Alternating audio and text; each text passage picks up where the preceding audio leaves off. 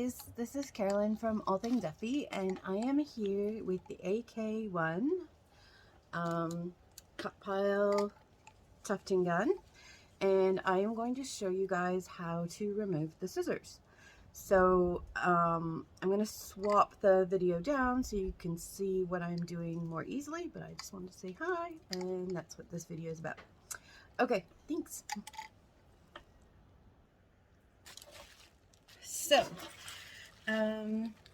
this is the old style AK-I, where you have to take the top off of the gun in order to get at the scissors. The newer ones have a new type of scissors that was just introduced like early March. So if you have anything before early March, you probably have this style machine. And it's not hard at all. It's really straightforward. They've just tried to make it a little bit easier for people. So first thing, this is somebody's gun that I'm repairing. So there are a couple things I'm noticing that are a bit weird, but we'll just show you how to just do the scissors for now. So what you're gonna do is you're gonna loosen all 4 screws on the top. And if you haven't loosened these screws before, they can be an absolute pain to get off. Like they can just be so difficult. So I suggest lithium ion grease or any sort of grease. If you just kind of spray it in here, you can then just loosen those screws a lot easier. You could also get an Allen key wrench type style. So like this is not enough torque, but if you can have like a handle that you can torque with, then that also works. So yeah, I've already loosened these ones, so they're going to come off really easily because I didn't want to waste a bunch of time with you guys watching me struggle with those. So what you're going to do is just loosen all of them, and again, take a photo of your setup before you start doing this, because as you can see here, this person's put their foot on incorrectly, which is probably why they were struggling with the machine.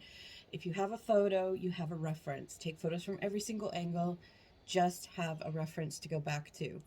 I will obviously tell you the parts as I take these off so that you know the order to go back, but the best thing you can have is a reference for yourself.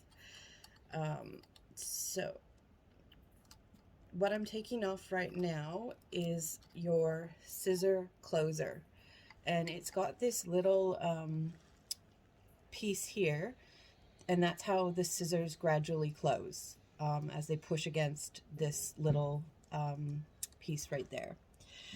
And when I take that off, I try to keep that piece all together, because that's got your hanger to hang on your fabric right there. There's also a teeny tiny washer in between here, this bolt and there. So you want to make sure you don't lose that as well. Don't adjust the scissor closer, just leave it as it was. We'll adjust that after when we put it back together. So I'll put that to the side, try to keep it as one piece. Again, sometimes that's hard to do, or maybe you bump it or drop it, so that's why you have the videos to go back to. So let's then take these 2 screws off. These are fine, they don't have any washers or anything, so they're literally just the screws. And then you can generally pop this top off pretty easily. If it's a little bit stiff, we sell these mini hammers that work really, really great for just knocking. You just give it a couple knocks and then it'll just pop right off the top. So that's your foot and your handle, and you don't want to muck with that at all. Just leave it as is. I will note though, as you can see here, this person's put the foot back on incorrectly. The washer here should be outside the foot. So yeah, that's this. If you're looking at this, this is incorrect. So look at what's on your gun, not this. Okay, so I should have mentioned to do this. you're going to need your Allen key set that came with your gun. If you don't have that anymore, you're probably going to need to go to a hardware store and find an Allen key that fits these screws, because I honestly can never, they actually might say on them, but I never know if they're imperial or metric. I really struggle with that. So yeah, just take it to a hardware store and get one that fits. The other thing you will need is an adjustable wrench, or some sort of wrench that fits this screw here exactly. This shouldn't be wiggly, sorry.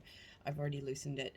So that should be very, very tight, and you're just going to need to loosen this in order to get the piece off that has the scissors in it. So I'm just going to take that off. Again, take photos. You're going to put that to the side. Then you're going to remove this bar, and then you're going to remove these two square washers. It's really important that these washers go back, because it balances the bar. If the bar goes on and there's only one washer, this is going to become imbalanced, and suddenly your cogwheel is not going to move. This is the cogwheel, is not going to move smoothly. So you really need to make sure that you have one washer under the bar on the cogwheel and two washers under the bar on the bottom bar on the piece that holds the scissors.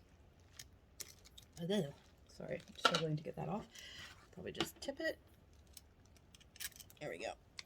All right, so now we've got those two washers off to the side, and I'm just gonna pop that scissor bit right off the bars. So I'm just making sure you guys can see. Yep. So now I have the scissor part off. Couple things with the scissor part. This screw here is generally what you're adjusting when you're adjusting the pile height of the gun. So when you go to change the scissors, it's always, if you've done some pile height adjustment, it's always good to check that the other side of this screw is still very secure on the other side. So I'll show you what that means. Oh, and sorry, you're also going to need a Phillips head screwdriver. Kind of just a generic one seems to generally do the trick. I'm just going through all my tools right now. Hang on.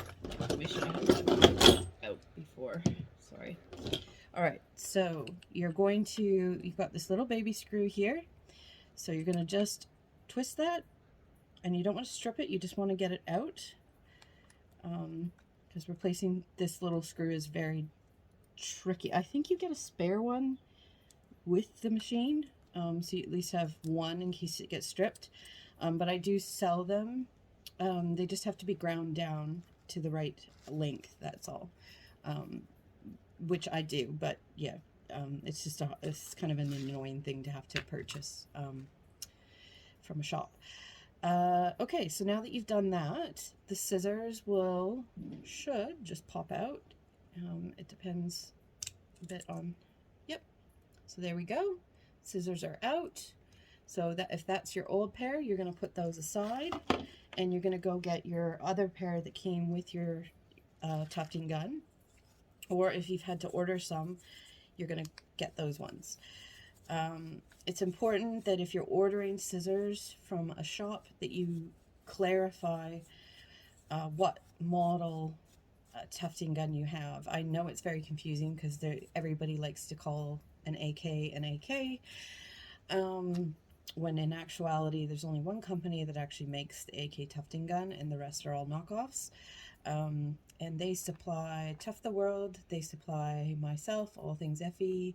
I believe they supply Tufting Shop and Tough Love. Not the one in, that's the one in the UK / no, sorry, where are they? I think they're in the Netherlands, I want to say. But they're in Europe, not the Tough Love that's in Tufting Love or Tough Love that's in America. They sell their own machines, which they call the spiders or whatnot. So that, yeah, they're their own thing. But anything on Amazon, anything on eBay will not be an authentic AK1. So just keep that in mind. I think there may be a couple stores in Australia that my supplier supplies as well. And I'm sure there's some in other parts of the world, but those are the shops that I specifically know of. Cool. So, yeah, and again, a genuine AK-1 is going to cost you about $450, $450, depending in New Zealand dollars at least. I know that, you know, every country's got different, yeah. But in New Zealand, it's about $445 for a genuine AK-1 tufting gun. Okay, so let's just look at this little piece here now that we've got the scissors off. Don't lose this little screw. So again, as I was saying, this is the screw that you loosen if you want to move this little pusher foot up and down, and that's what can help you adjust the pile height. There are a few other parts to pile height adjustment. So if for some reason you're adjusting the pile height and this comes loose and you can't, tightening this screw is not tightening it back up, because it needs to be firm. It needs to not be getting pushed back and forth.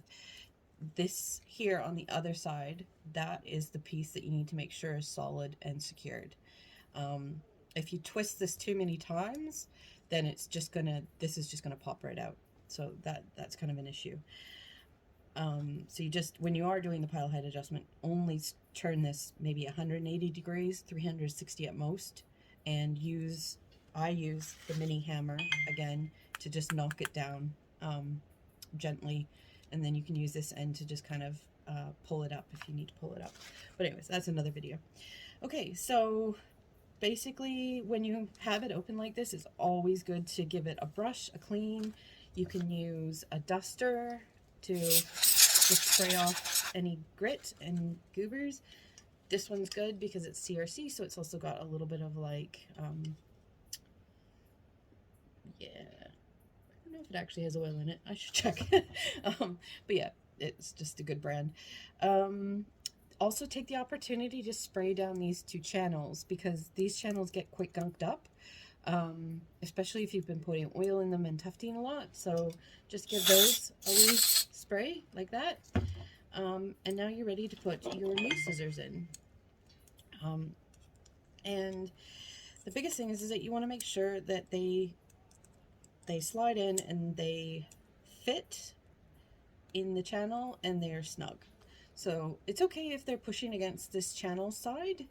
That's fine. That's not going to affect how they open and close. The biggest thing is you want to make sure that this can move back and forth. Okay, so once you've done that, then you're going to put this screw back in.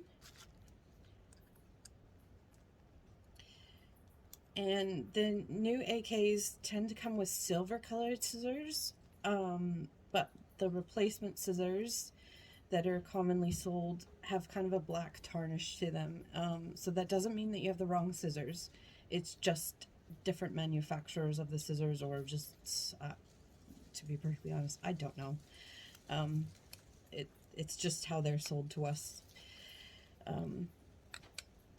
could request probably the silver scissors if I wanted to, but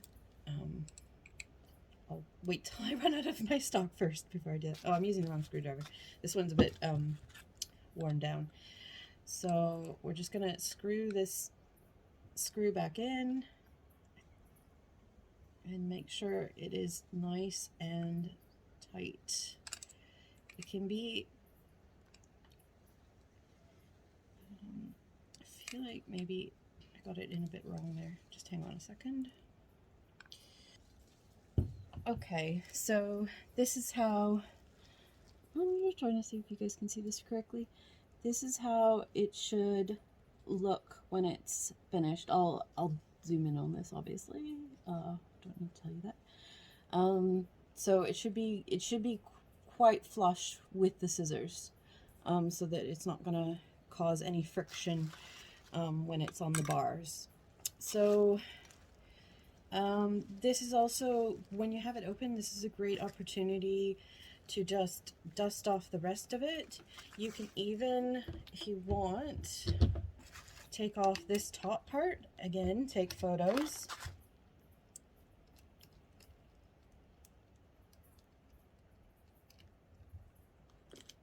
So I'll put that over there. So there, for this one, you've got a nut, you've got the yarn guide, and take note of the way the yarn guide is. This is the part that should be you should be using to thread your wool through, not so don't put it back like that. If you put it back like that, this bar is going to be completely wonky and the gun's not going to work. Okay, and then you've got a little square washer on the top as well. I'm just not going to take it off because it usually stays on as long as you're not dipping it upside down. So this is just a great opportunity to take this off, give this a little bit of a clean out, and to clean out these holes as well, because you might as well, if you got it all apart anyways, right? I should probably be shaking that a bit more, but yeah. Cool. So that's the top bar, and it's just basically holding the tip of the gun. This piece here is so important for your machine. So if this is missing, you're going to have a lot of troubles. So do make sure that that hasn't disappeared while you've been using your machine, or if you've gotten a secondhand one, or I don't know. Yeah. So we'll put the top bar back on, and I always put this the tip on first, and then the scissors on after, because then they slide in nicely. And so that's what that piece is for. Is it's what the scissors are sliding against. So it keeps the friction down as the scissors are sliding in and out of the channel, and it helps them move really nice and smoothly. So then we can put the top bar back on. So as I said, there's a square washer. Just gonna give that a little clean. You're gonna put the yarn guide on the right way around, put the bar on,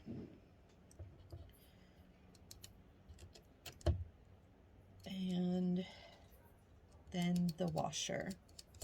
And every time you put pieces back on, make sure everything is tight, because if it's not, it will, things will fall apart as you're tufting, because the machine vibrates as you tuft. So if something's even a little bit loose as you tuft, it will loosen more and then just fall off. So just, you know, you don't need to wrench at things, but with a wrench, you don't need to really, you just need to make sure it's tight.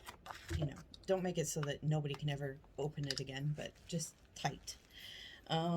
This bar is a little bit harder. You're gonna gotta wiggle it to get it into the spot that you need to put it back on. And for this one, if we remember, we've got these two washers, and then we've got the bar. There we go. And then we've got the nut.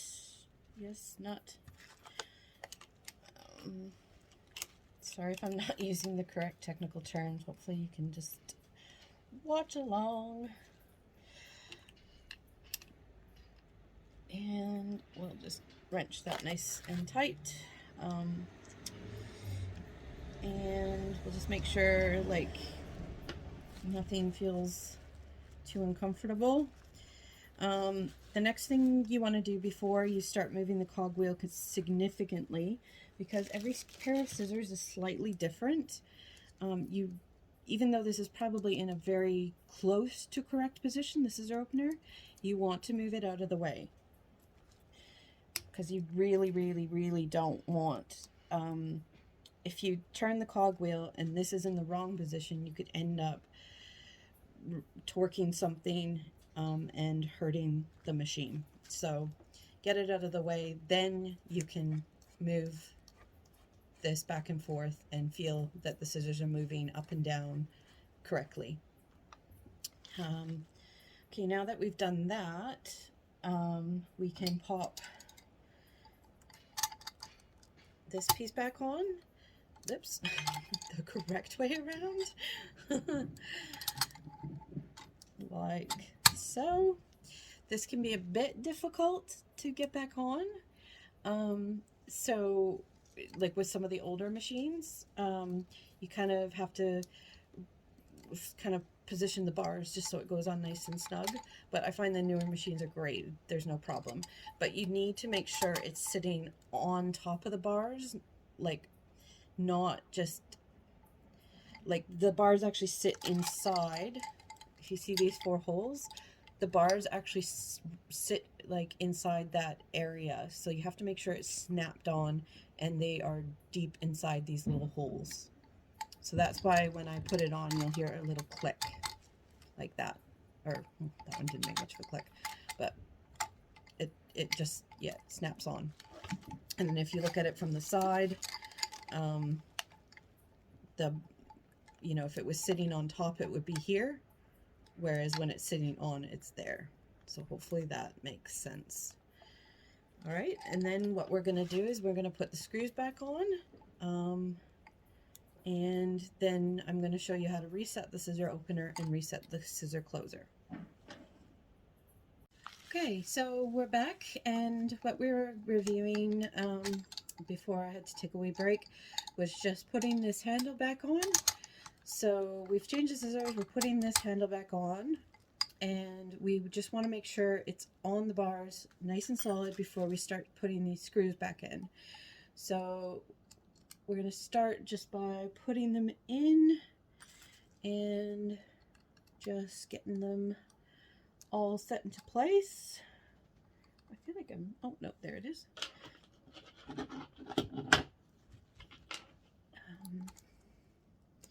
Put that one in there.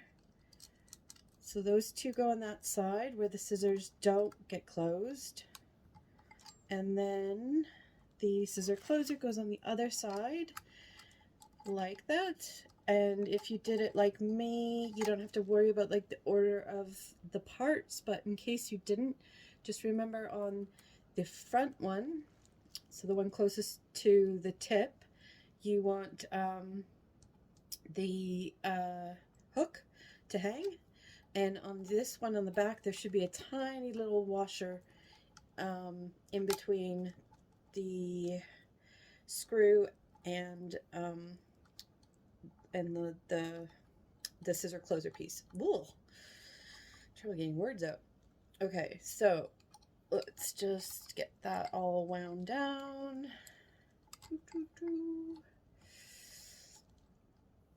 And oh,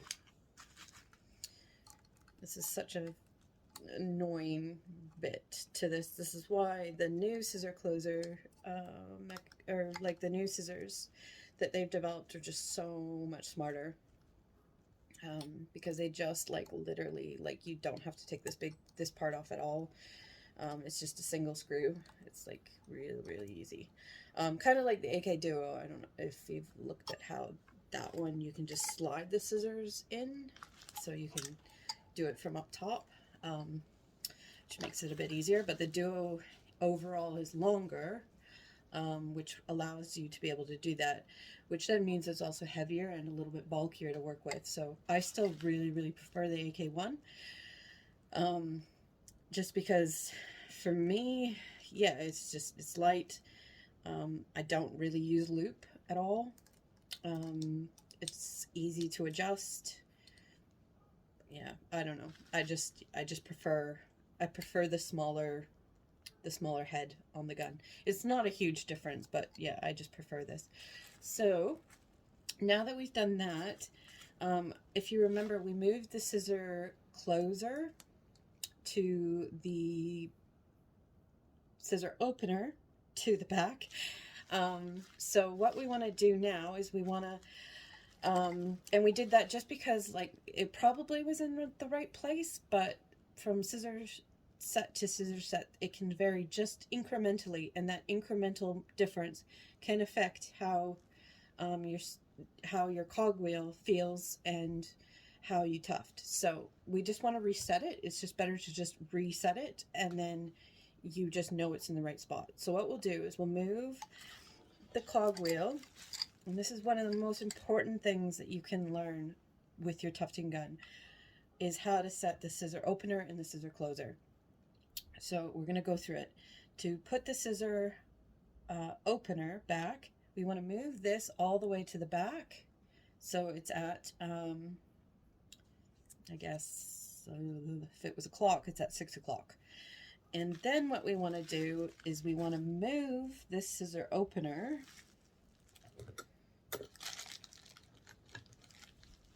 like so. Now it's straight on there. And what I'm going to do is, while keeping that part of the cogwheel, that position at 6 o'clock, I'm going to push the scissor opener up until the scissors open.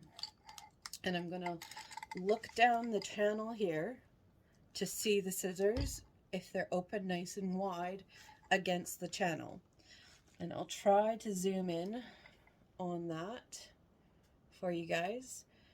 The key is, you don't want the scissors to be opening too much against the channel, because if they're opening too much against the channel, they're going to rub and create friction.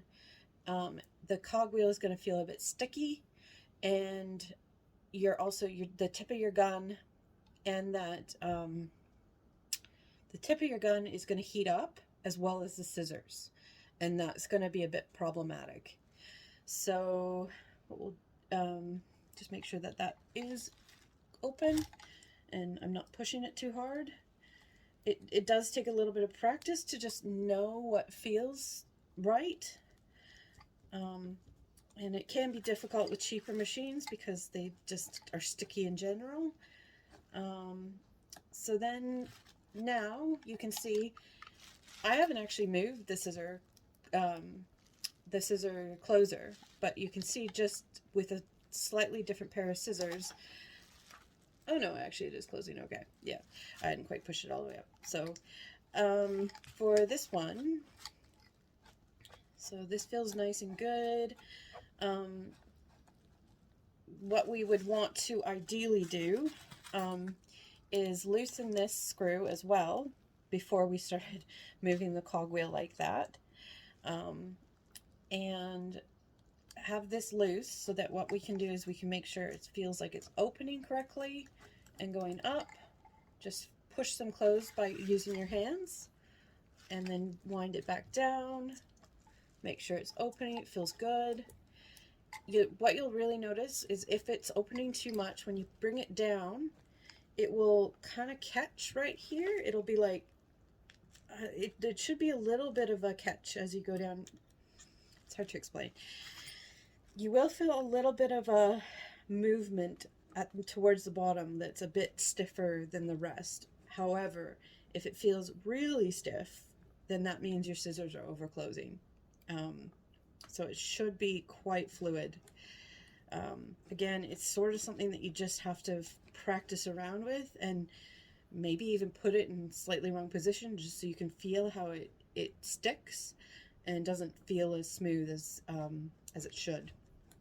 So yeah, unfortunately there's no way of really explaining how that should exactly feel, but if you think about it, the stickier the wheel is, the harder the motor has to work to overcome the stickiness, and that means that's the harder your gun's going to be working, and it's not going to tuft as nicely, and you also may wear out your motor over time. So those are just some things to think about. Okay, so now if we were to reset the scissor closer, we just want to bring it back. So get the scissors out of the way, and you just want to start with a general position. If you have a photo that you took before you went and loosened it, that can be a good starting place. This one's a bit less precise. Doing the scissor opener, it's really easy because you just put it in the 6 o'clock position, push it up, and make sure they're open. This one is a bit more finicky, so you just kind of have to do it in incremental changes. So you can see where I've put it now, it's definitely not closing. Those are still wide open. So I'm going to move it up or down a little bit more. So when the scissor closer goes down, they close more quickly. If it goes up, they close later. So I'm going to move it down a bit. So it's now a little bit lower. I'm going to turn the wheel. And okay, so we can see here, those are closed. Oops, sorry. Yeah, those are closed, but they still have quite a big V. And so that'll work, but you will have some loops that don't quite cut. So then what we're going to do is we're going to lower it just a teensy tiny bit more. So I'm just loosening that screw again and moving it down just a smidge and closing. Another way that you can, if you're somebody who's a bit pedantic, you can use digital calipers at this point, which we also sell at our shop, and they're great for measuring, particularly if you're going to start adjusting the pile height. But basically, you can use the depth mechanism on these. So when you move the calipers, you get this thing that sticks out the bottom. And that actually is a measurement tool in itself. So you have 3 different ways to measure with a digital caliper. You can measure the inside of parts. So for example, this top part is great for measuring bar lengths. So you can go between the nut to the nut, if you see that. So you can get in between stuff. This outer part is great for when you're coming around and measuring the width of things this way. And then the depth mechanism is great for this. So I basically just put the calipers flush with the surface of that scissor opener. Hopefully you can see that. I'll try and do it this way. And then I just push down, and then I just look at the measurement, and that says 4.5 millimeters. So if I wanted to be more particular about how I was adjusting this, I could say, okay, it was at 4.3, and I want to go down to 4.5. It's literally millimeters, or less than a millimeter, that makes a change to how the scissors close. So it's a very, very precise thing.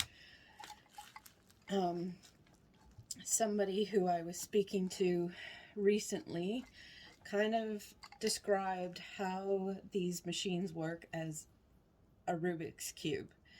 You have to have all the parts in the right position for it to work correctly.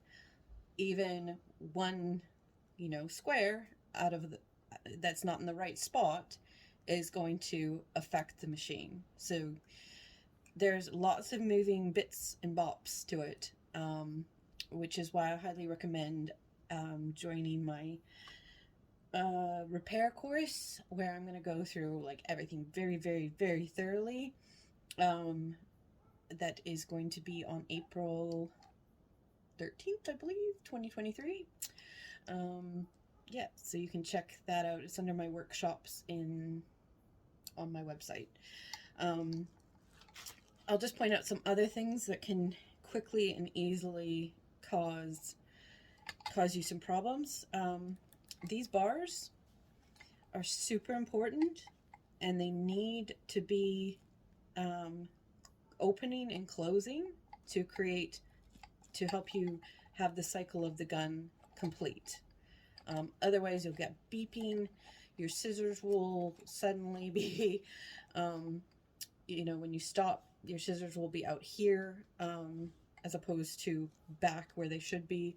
So this is a key thing, that if you accidentally bop this out of the way, your gun is going to totally behave wonky. So that's just something it's hard to bump it out of the way because it's pretty solid where it is, but just to keep in mind that and it also can wear down too. So that's why you get spares of these with your machine, at least if you order these AK ones, because they do wear down over time. So anyways, I'm probably going into way too much detail, but basically, now that I moved that down just a bit more, I'm going to show you the scissors. And, oops, I think it's easier this way. No, that way? Yeah. So you can see that V, so they aren't completely overlapping. Hopefully you can see that. They aren't completely overlapping, but they are closed. That is the ideal position of the scissors. Okay, so basically now we've replaced the scissors. We've got it working great. We did a lot of cleaning as we were going with some spray and some brushes. So what you want to do now before you proceed is to get your oil. And I don't know if I actually have any here. I don't have any here. You want to, I'll just use this one. This is not the oil that I would typically use. This is spinning oil. It's okay, but it's not the best. The 3-in-1 oil I sell is definitely better. So you would just put a drop, in case you haven't seen this part, drop of oil here, drop of oil here. And then you're going to go onto the top bar. You're going to put a drop of oil here. You're going to put a drop of oil there, so that these two parts are now moving smoothly across the bars with no friction. You're also going to put a drop in the scissors, so where the scissors open and close. So I would probably bring it back, and I would just literally get in there with my dropper or whatever I have, and just put a drop where that flat part of the scissors is. Just a drop in there. Then another place that people, I think, often forget is that you want to oil all the moving parts.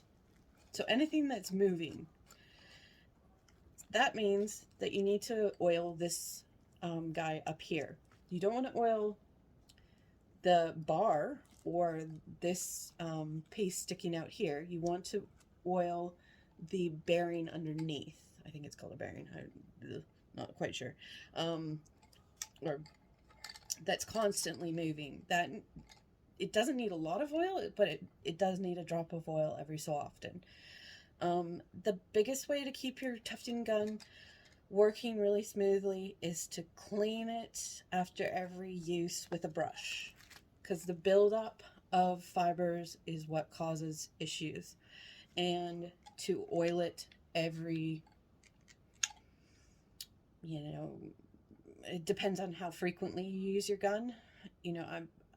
I would say every 2 to 3 rugs, give it some oil. You don't need a lot of oil. You just need a little bit, just to keep everything moving smoothly. But definitely brushing after every use. If you can try and get in that habit, it really, really, really, really, really will benefit you. And it will keep your gun brand new, as opposed to getting buildup. Parts get sticky. I've even had people have parts jam because they've just had too much fiber build up. So yeah, just again, that's something to think about. So that's basically my very lengthy version of how to adjust, or how to take the scissors out of your tufting gun and put them back in, of the original AK version, not the new one from March 2023. So there'll be another tutorial for the ones that have the new type of scissors as of March 2023. Thank you for watching.